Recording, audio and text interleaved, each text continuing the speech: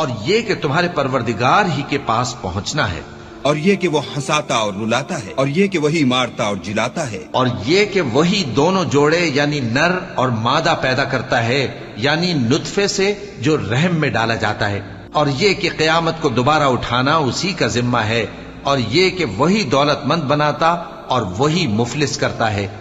और ये कि वही शेरा नामी तारे का भी मालिक है, और ये कि उसी ने आदे अव्वल को हलाक कर डाला और समूद को भी,